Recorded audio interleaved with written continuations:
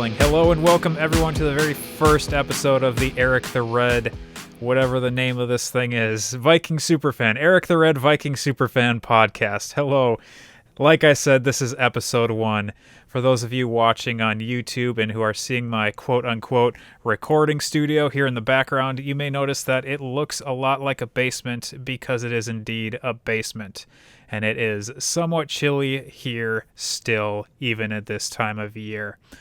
I am coming to you because I've decided that I want to start talking about the Vikings online, because who doesn't do that yet? I'm just kidding. No. Yeah, so I've wanted to, I guess, just talk about sports online, and I don't really have anyone nearby me who is as concerned about Minnesota sports and whatnot as I am. So we're going to be doing this by myself for a little while, and we'll see what happens here. It also seems like a really good time to start talking about the Vikings, what with the new league year rapidly approaching in the NFL. Today, as I'm recording, is Saturday. Monday starts the legal tampering period for teams, and Wednesday starts the new league year when new free agents can be signed, trades officially go through, etc., etc. So what I want to do here today is I want to talk about the Vikings roster, because once again, no one has done that on the internet ever. And once again, I am of course kidding. We're going to go through, start with offense, go to the defense, and then not miss out on special teams, my favorite part of football. And we're going to talk through Vikings positions, Vikings needs, Vikings wants and desires, mostly from my point of view, without having any sort of background or understanding of how the game of football is actually played as a participant. This is going to be completely and totally eye test. My eye test, what I want, what I like, what I don't like, etc., etc. So we're going to start off on offense, like I said, and we're going to start with... I guess we can start with quarterback. We can talk about receivers, tight ends, running back, all of that.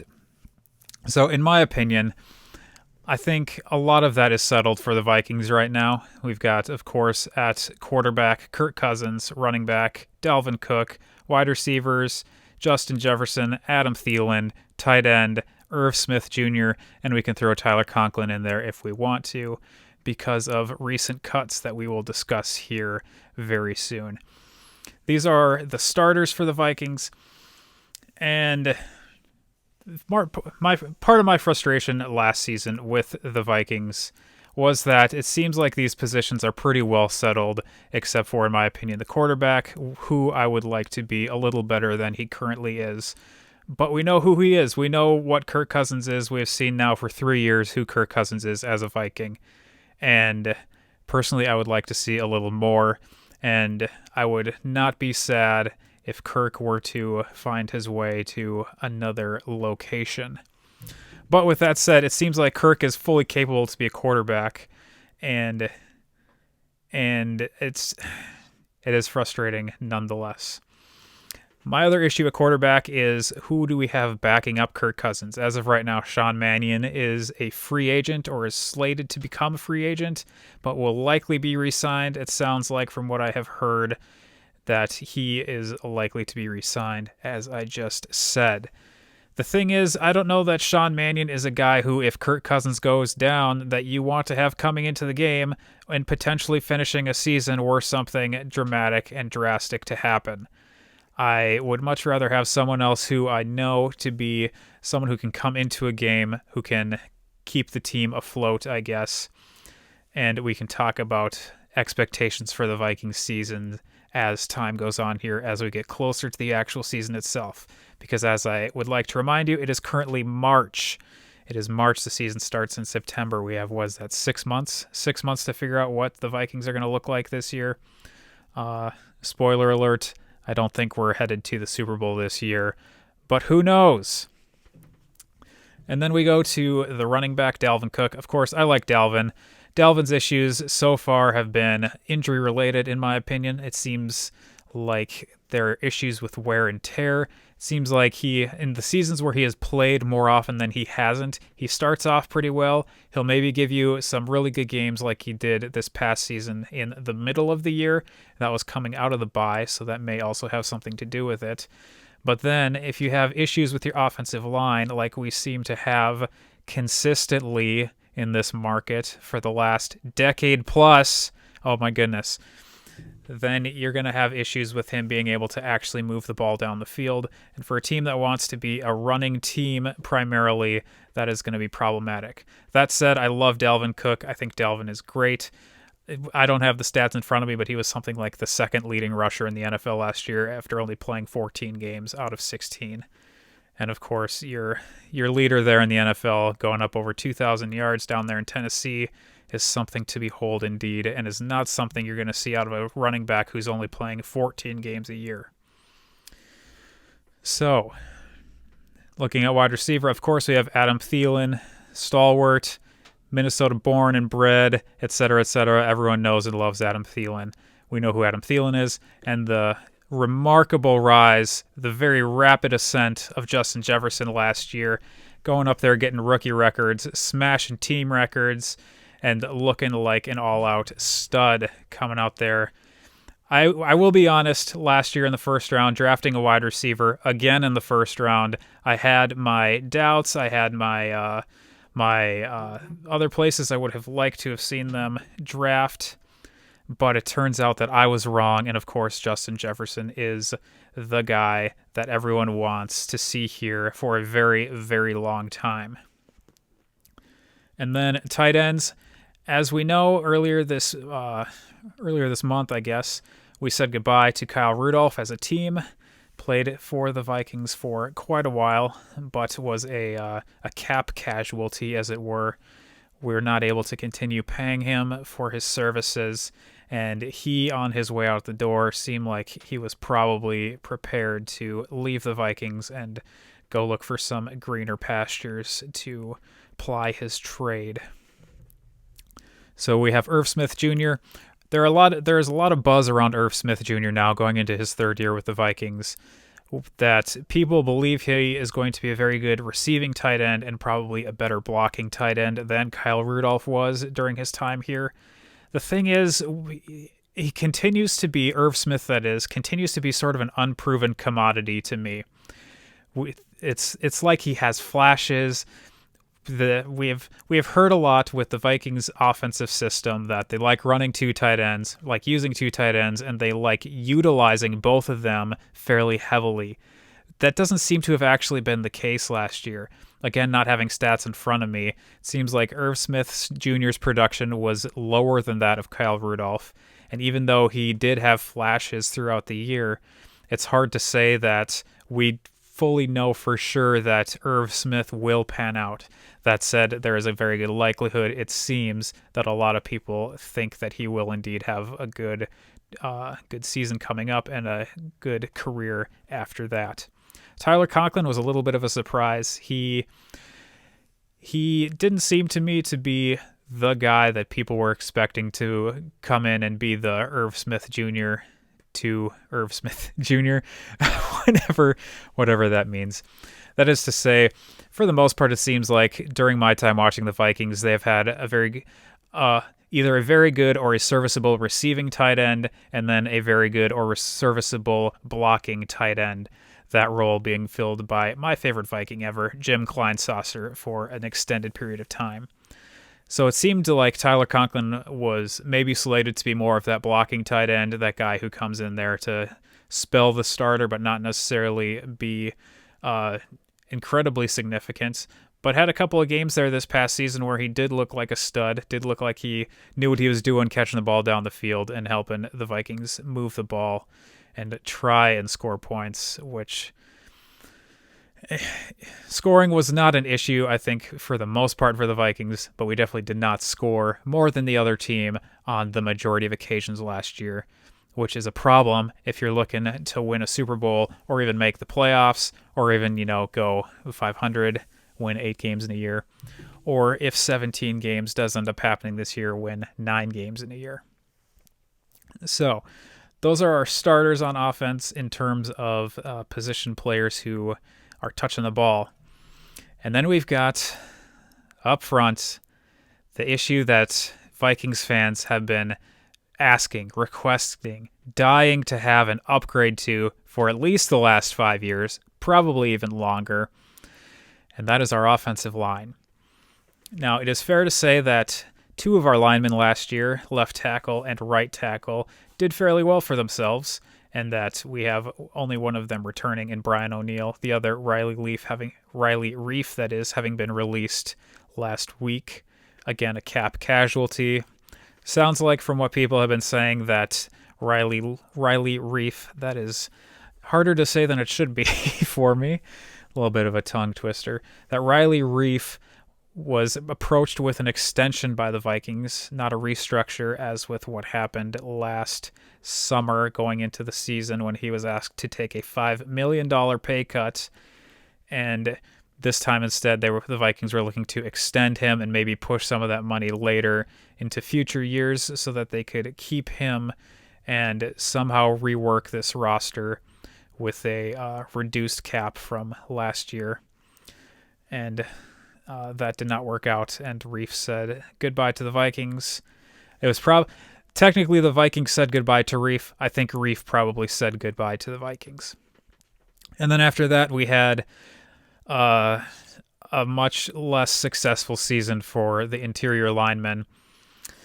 Talk about left guard Dakota Dozier, who I cannot imagine is going to be starting again. And if he does start again this season, that means that there have been some pretty significant problems. Let me pull up here. I don't know for sure. Is Dakota Dozier going to be a free agent or not? Someone out there who may be listening already knows the answer to that and is yelling at their device. It looks like he is going to be a free agent. I don't know that you want to bring him back even to be a backup with how rough last year was. Consistently, we've heard that he was the lowest ranked guard according to Pro Football Focus ratings, so that is problematic. And so almost anyone you bring in to replace Dakota Dozier is going to be an upgrade on the offensive line. And we're going to find out, I guess, on Wednesday and then in the coming days if we're doing that in free agency or if we plan on doing that in the draft. But it is certainly a necessity to bring in some offensive linemen, as once again we have been asking for years upon years. Years upon years. Please bring in some offensive linemen so we can actually protect the people who are trying to move the ball down the field so we can actually win some games. Right guard, there was a little bit of a revolving door at right guard this year, and then we ended up with Ezra Cleveland, who was drafted last year in the second round, brought in as a left tackle, spent 3 seasons at left tackle at Boise State, and then was moved to right guard because there were issues at right guard, and he was the next man up. I think many of us remember, even though we may wish to forget the Drew Samia era at right guard there for the Vikings. The thing that was interesting to me, there were a lot of questions about whether Ezra Cleveland was going to stay at left tackle, whether he was going to get put into that right guard spot there in the middle of the season. And there were questions about him moving from the left side to the right side. My question that I never really heard an answer to was, if Dakota Dozier was such an issue at left guard and Ezra Cleveland was used to playing on the left side, did Dozier have position flexibility to move to the right side, or was it going to be such an issue to move him to the right side and keep Ezra Cleveland on the left side of the line that they decided to have Cleveland move? They were more prepared to have him, expected more out of him, thought that it would be better for Cleveland to move to the right side than Dozier. The other thing with Dozier I want to touch on here is I've been hearing people reference Dozier being someone that the Vikings drafted and brought up through their system. And that's not actually true. I did check because I thought I remembered that he had come from New York, from the Jets. And I did check earlier today, and that is indeed the case. Dakota Dozier was initially brought in to the league by the Jets and spent time there, and then was brought over from the Jets to the Vikings, I believe in free agency. And if memory serves, there was a position coach with the Vikings who liked Dozier when he was in New York. And of course, we all know what had happened this past season. And then finally, on the middle of your line, who is the man who is supposed to be anchoring your line, I believe, right there in the middle, Garrett Bradbury, who did not have the best of seasons at the center position. There have been some questions about whether that is an issue with him or whether that is an issue with the people who are on either side of him and what sort of support he had. It does seem like he is a better run blocker than pass blocker, which if you're the Vikings wanting to run the ball, that is not necessarily the worst thing, but when you need to pass the ball because you seem to find yourself down in games a lot, you're going to want someone who's able to pass block as well as run block. Not only do both of those things, but do both of those things well. So there are questions about what's going to happen with Garrett Bradbury, and it's not so much that there are questions about whether he will be replaced or not, because I can't imagine that the Vikings are going to try to replace Garrett Bradbury at this point. That may be something that they would look to do further down the road in future years, but I can't imagine that happening now. The one thing that I have to say about Garrett Bradbury is that it seems like a lot of people are starting to question whether he is a first-round bust or not. And it's hard to say right now. He's been in the league since 2018, drafted in 2018. So he's played 3 seasons. Or was he drafted in 19? Either way, he hasn't been in the league for a terribly long amount of time.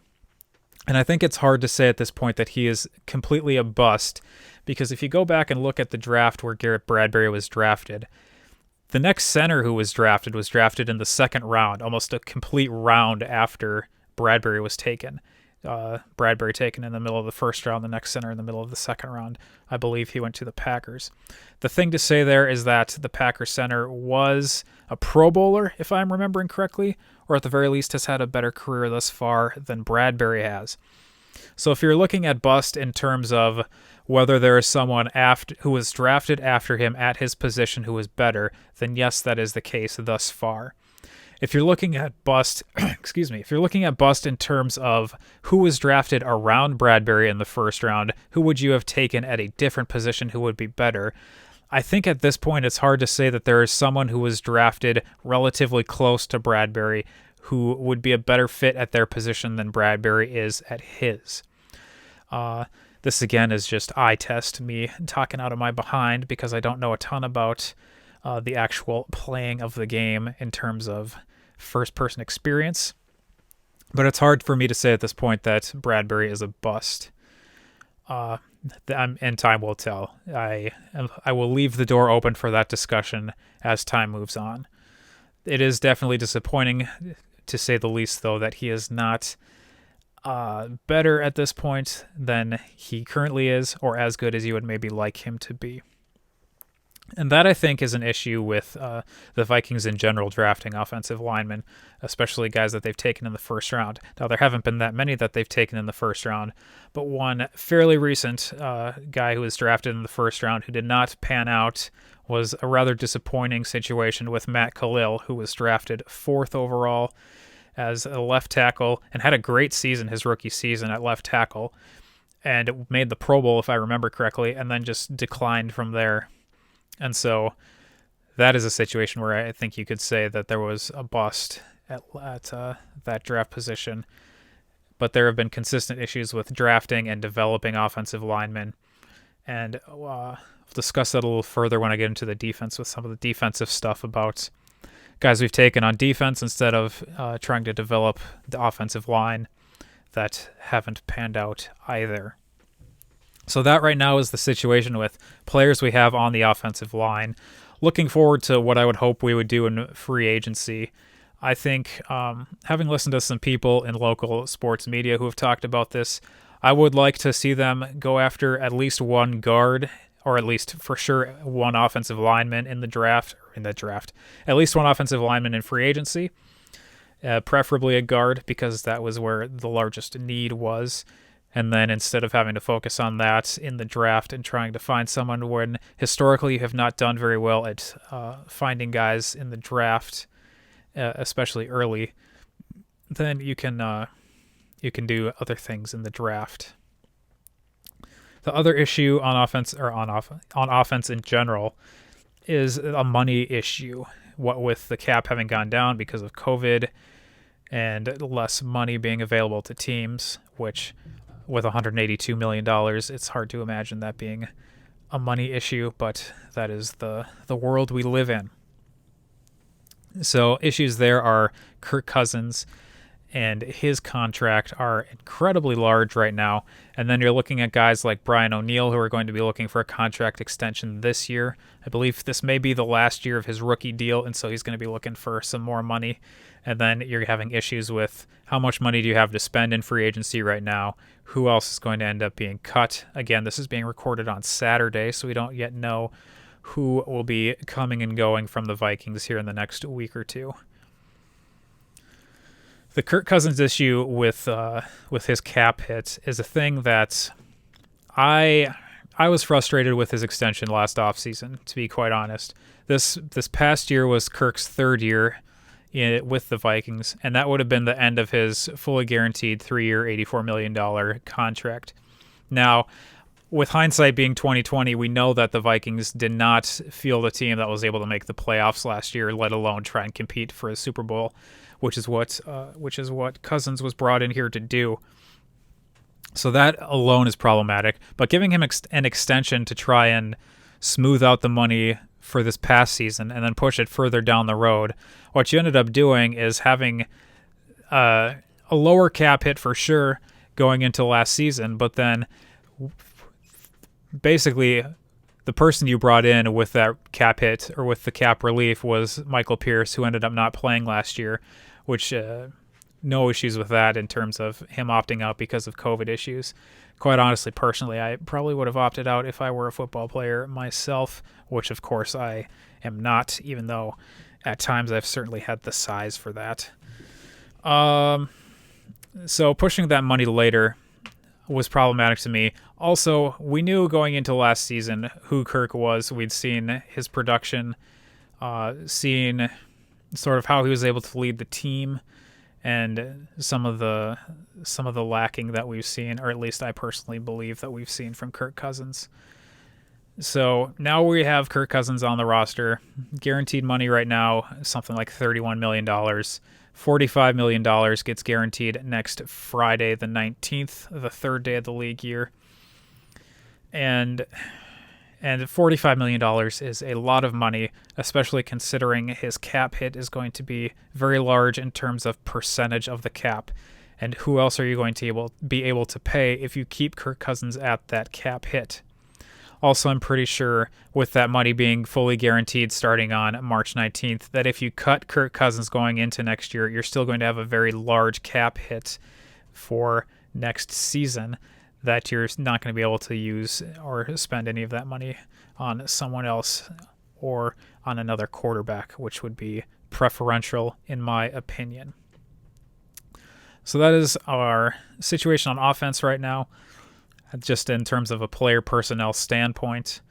And going to stick with the free agency. I'm not going to get too much into the draft. One, because I don't know much about people coming out in the draft. And two, because the draft is still a month away and we have the entire free agency period to sign guys and figure out where the Vikings might end up going in the draft. Hey everyone, this is the point in most podcasts where you would maybe expect to hear an ad read, a Patreon plug, or something of that nature. While that may be something that ends up being integrated into this podcast in the future, I'm more concerned at the moment with getting this podcast up and running. So, no ads, no Patreon, but if you do want to find out more about this podcast or any other project I'm involved in, head over to ericbeckmedia.com. That's ericbeckmedia, all one word, .com. Now back to the show. So part two on this, going to go over to the defensive side. The defense last year, I think it's fair to say, was very dreadful at many points in time. It's worth noting that the sack leader for the Vikings last year was, you guessed it, Yannick Ngakoue, who only spent 6 weeks with the Vikings, and then no one else was able to equal his sack total from 6 weeks in an entire 16-week season. If memory serves, the Vikings had something like 23 sacks or 27, some smaller number compared to what everyone else had. And numbers that have almost been equaled by individuals in their greatest seasons of all time. Many of us will remember Jared Allen having 22 sacks alone one season. So for the Vikings to only pull out 23 or 27 sacks or whatever it ended up being last season is dreadful. That also lets you know that the Vikings were not able to get pressure a lot of the time on opposing quarterbacks. So in terms of trying to win games on defense, that's going to be a problem when you're not able to make other quarterbacks uncomfortable. Other issues last year in the linebacking core, we had Barr go down, Anthony Barr, go down with a torn pectoral muscle in week 2. Barr is another person who whenever it was he resigned 2-3 years ago now, after going to the Jets and then not actually going to the Jets. That's another one where I was prepared to walk away from Anthony Barr at that point in time and was not happy that he was brought back. I thought at the time, and I continue to think, that he probably is not worth the money that he's being paid. Part of the thing, what I've heard from media around the local media, they've said that the Vikings like Barr for things he does on the field, even if it doesn't show up in his statistical production. And a lot of it seems to be sort of like he's an on-field coach. And in my opinion, you're not paying him to be a coach, you're paying him to be a linebacker. If you want to pay him to be a coach, then turn him into a coach. But if you want him to be a linebacker, I would hope and expect that you're finding some production for him or from him, and that he is being paid for the production he is showing, which I do not believe is what is happening right now. It also sounds like Barr is not interested in discussing reworking his contract to try and lower his cap hit. Personally, I would not be sad if the Vikings were to either trade or release him. I would much rather trade him, though. It sounds like releasing him is going to have the same effect in terms of cap, but then you don't get anything for him. So I would much rather see what sort of deal we can get for Anthony Barr. And if it comes down to we just need to keep Barr for this season, I guess that's sort of where we are. With many different positions on this team, it seems like we're stuck with people we have at certain positions.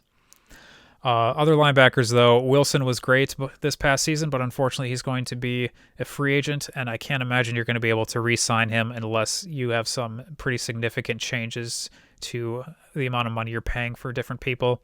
And then, of course, Eric Kendricks. Gotta love Eric Kendricks there in the middle, anchoring that line.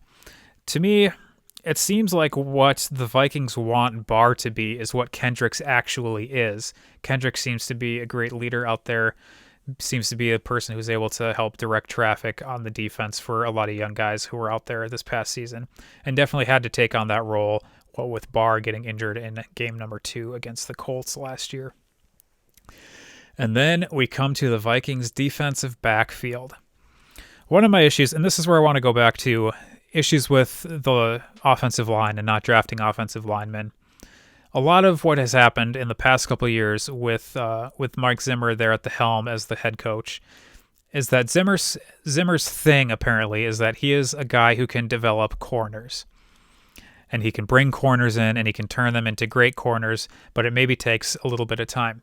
My issue is that with the number of corners that the Vikings drafted, you somehow ended up to have all of them as free agents in the same year, and they all left. So now you've been drafting corners, and then the one time you don't draft a corner and you draft Garrett Bradbury instead, then suddenly that next season, all of your corners are gone, and we have to start back over and draft a corner again in the first round last year in Jeff Gladney, and then draft Cam Dantzler in the third round, who I think, again, just from the eye test, seemed to have a better season last year than Jeff Gladney, and seems to be poised a little more readily to make a bigger jump this season than Gladney will. The other issue there is that Mike Hughes, a guy you drafted in the first round a couple years ago and who has had issues with staying on the field due to injuries, is a guy who, I mean, in terms of his injury history, has not panned out, but also in terms of, again, statistical production, after that interception in his first game as a pro, has not done as well as you maybe would have hoped. It's also worth noting that with all this Kirk Cousins questioning, that a guy drafted almost right after Mike Hughes, a guy by the name of Lamar Jackson, who is tearing it up and is now a former NFL MVP out there in Baltimore. And there are certainly questions about whether the Vikings would have used Lamar Jackson in a way that would have been beneficial or would have utilized his skill set in the way that Baltimore has, what with John Harbaugh out there changing his schemes in order to fit Lamar Jackson, which I cannot imagine Mike Zimmer changing his ideas of what should happen on offense, because that's not a thing that we have seen happen here in the time that he has been here. So we have had cornerback issues. The other issue with that, I think, is Mike Zimmer not seeming to understand how much time it was going to take for these corners to develop, and not thinking that there was going to be a very large drop-off in defensive production last year, which there most certainly was, and it took Zimmer a very, very long time to admit that he had underestimated how poorly the Vikings defense was going to play last season, and how much of a hole they might have been in going into the season. The last defensive players to touch on in terms of starters are the safeties. Harrison Smith, of course, is a stud, probably future Hall of Famer. Certainly, I hope so. Definitely a Ring of Honor guy. The other safety there, Anthony Harris, after playing on the franchise tag, is going to be headed off to free agency. Anthony Harris, so he's a guy you brought in undrafted and who had an amazingly productive year. I think led the team in interceptions 2 seasons ago. Brought him back on the franchise tag. It's from what it sounds like you were hoping to trade him after you tagged him, and that didn't happen, and he played out the season on the franchise tag last season and did not have nearly as productive of a year as he had the year before. Now, what that probably does is it probably lowers the price tag of this year for Anthony Harris in free agency from what it would have been last year had you let him leave. But I still don't think that you probably are going to want to bring him back, because you're not going to have, 1, the money to do it, or 2, probably the will to do it after having a decline in his production last season. So in terms of what you're going to want to address in free agency on defense, we didn't even talk about the line. I guess we can talk about the line other than Yannick Ngakoue and their sack issues. So hopefully you're going to have Danielle Hunter coming back at full strength. Hopefully. There are a lot of questions right now about whether he wants a larger contract or not. And if he does want a larger contract, are you going to want to pay it to him after he's coming off neck surgery and missing an entire season for that? Your other issues there over on the right side of the line. I think Afadio Denabo is technically a free agent, but you may be bringing him back. You also just signed Stephen Weatherly, who was cut earlier by the Panthers and so was eligible to be signed before this free agent period starting on Wednesday, when you can actually sign free agents. So those are your ends, and then your tackles. There have been a lot of issues at tackle. Issues meaning lack of production at tackle, especially since Linval left. We haven't had Sheldon Richardson in Minnesota for a while. And then Michael Pierce, a guy you brought in last year as a free agent, did not end up playing this past season again because of sitting out due to COVID concerns. So you're going to have Pierce coming back. You may have Hunter coming back, whether you pay him or not, and whether you potentially end up trading him or not, which is maybe a thing we can discuss if that happens. I would imagine if that happens, it will probably happen sooner rather than later, what with wanting to be able to sign free agents coming up here this next week or two. So that's one side of the defensive tackle mix. The other side, you have Shamar Stephen, who is making an ungodly amount of money for the amount of production he has shown, and is not worth the amount of money that he is being paid. And there are questions right now about whether he maybe is going to be the next cap casualty, whether he will be cut, or if there's going to be some sort of reworking of his contract. He, of course, does not have as large of a contract with which you would be able to pull money from. He's making scheduled to make something like $5 million next year. Let's take a look here. Yes, scheduled to make $5.083 million next year. I can't imagine you're going to want to keep him there. He's scheduled to make more money than Michael Pierce by $83,000. I don't think, with you expecting Michael Pierce to be the guy on the defensive line as one of your primary tackles, I can't imagine you're going to want him being paid less than Shamar Stephen. So those are the starters on offense and defense. It's fair to say at this point that, one, we probably don't know a lot about who's going to be backups at this point. I mean, you look at, what do we have, 15 guys that we drafted last year and kept like 10 of them. How many are we going to end up keeping now? Who's going to be brought back as free in the free agency period? Who might we sign? So, and then on top of that, I didn't talk about CJ Ham. Okay. CJ Ham is making $3 million next year. I love CJ Ham. I love when you have good fullbacks. It's just, there's this thing, I have this thing about sort of the nature of the different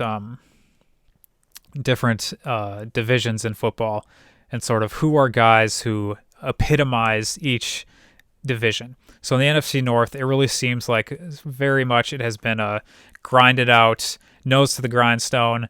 Guys like Jim Kleinsasser, Jim Kleinsasser, which is why I like Jim Kleinsasser so much, is because he, to me, was one of the epitomizers of NFC North football.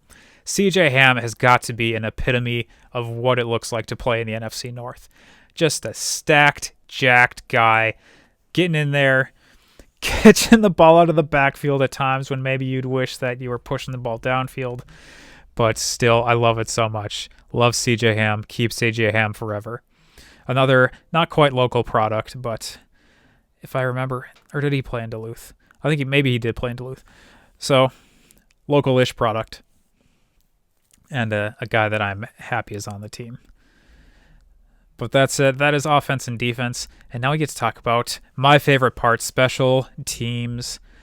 There is a reason, as they say in the Punters Are People 2 NFL Films video, why the team is called special. That said, our special teams was not very special last year. I think it's fair to say. I think it's safe to say a lot of that comes from, from the start of the season, it was the return game. Then it moved into the field goal kicking game, and then it turned into the punting game.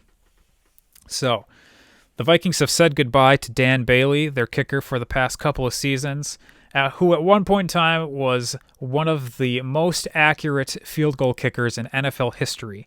Came to the Vikings as either the number 1 or number 2, if I remember correctly, most accurate kicker in NFL history. And then got to the Vikings. And since I have watched the Vikings, since 1998, the Vikings have had kicking issues. Now, it's fair to say that there was some stability in there with Ryan Longwell, and I liked Longwell a lot. But for some reason, you didn't trust him enough to try kicking a field goal in the 2009-2010 NFC Championship game. Side note here, I knew that the Vikings were going to lose that NFC Championship game against the Saints in the Superdome when Brad Childress took a timeout with 18 seconds left instead of waiting for the clock to get down to 4 seconds left and let Longwell try and kick a 50-yard field goal. I knew it was going to happen. It's the way the Vikings are.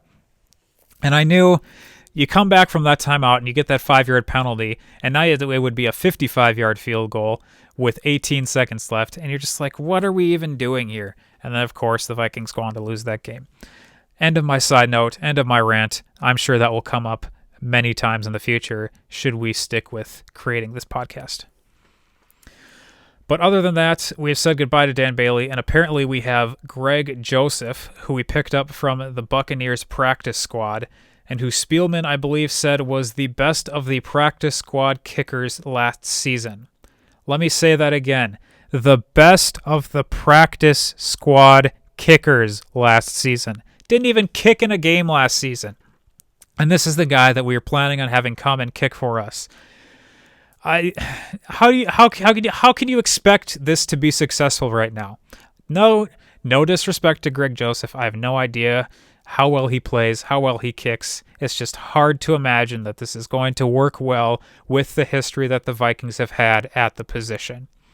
I have wished so much for a very highly successful kicker to come in. I wished Blair Walsh would have continued his rookie success further into his career.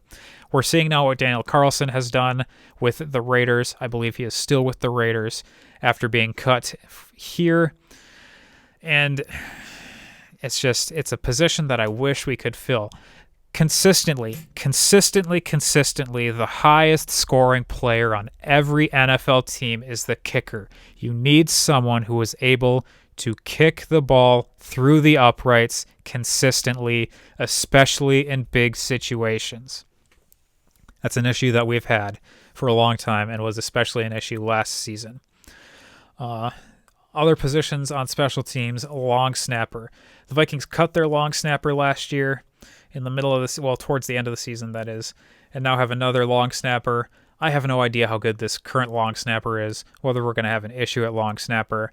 Maybe we should have kept the guy who was so tough as nails that he continued to play even after he lost a finger. And instead we drafted a guy to replace him who we then cut. That being McDermott, if I'm remembering correctly, who lost his finger in the middle of a game. What a game. And then we move over to punter. Britton Colquitt reworked his deal, and he is now making the league minimum, or scheduled to make the league minimum going into this season. So I lived in Denver for 4.5 years during the Peyton Manning years in Denver. And Britton Colquitt was a punter who I loved to watch and was a guy who I wished we had someone like playing for the Vikings. He was so good, so consistent. I know that there's discussion about the thinner air up in Denver and whether that makes things like the kicking game and whatever easier to do in Denver than other places. You still need to be a good kicker to play anywhere, not just Denver, but anywhere, especially to continue to make it in the NFL. That being said, what I have seen, I think Colquitt has been here for 2 years, and what I have seen consistently from Britton Colquitt is that he out-kicks his coverage consistently by a lot. Now, for one thing, that means he's got a pretty good leg on him, so that's good. But when you're allowing returns consistently and allowing the ball to come further back up the field than where you drop the ball on your punt, that's a problem. So I would not have been completely sad if we had let Colquitt walk. Now with him making the veteran minimum, I can understand keeping him. It's not that big of an issue, but it's a thing hopefully that the special teams will be working on, is not outkicking the coverage. Speaking of coverage, I want to talk about one play from last season, if I can again go on a side note, and that is the play where the successful, unsuccessful fake punt that we had, where what's his name, whoever, the corner who was out there as a gunner, walked down the line right before the ball was snapped. What I don't understand about that play is when you're on offense, you can have a player in motion before the ball is snapped, and then you can snap the ball. If you have two players in motion, they both have to reset. Otherwise, it is a penalty. From watching the punt play, what I don't understand is whether it is necessary on punts for everyone to stay in place and whether you cannot have someone motion. Because from my memory and from what I saw watching that play, it did not look like there were two guys who motioned. It was just the one guy who ended up catching the ball but then getting the penalty called on him for illegal procedure or whatever. And so my question is, what happened there? Like, I never heard an explanation that was to my liking, that is, about what happened on that play. And is it that there were two guys in motion and they didn't both reset? Or is it that you cannot be in motion at all on a punt play? Because from what I saw, there was only one guy in motion. It was the receiver that caught the ball. So also I want to say I don't think that was planned. I think the reason they did that is because the guy opposite, whoever our gunner, whatever the heck his name was, whoever was opposite him came in to try and rush the punter in an attempted block, and so he was free and clear. It's probably a thing where they just have in place, if the guy is open, throw him the ball. So, unfortunately, that didn't work. Maybe we will have a successful fake punt here in the near future. So that right now is our special team situation, without, that is, having a full understanding about what's going to happen with the returners or the return game. We do have a new special teams coordinator coming in, so it's a guy, it sounds like, that has been with the Vikings for a while in a lower position, who has been promoted to the special teams coordinator position.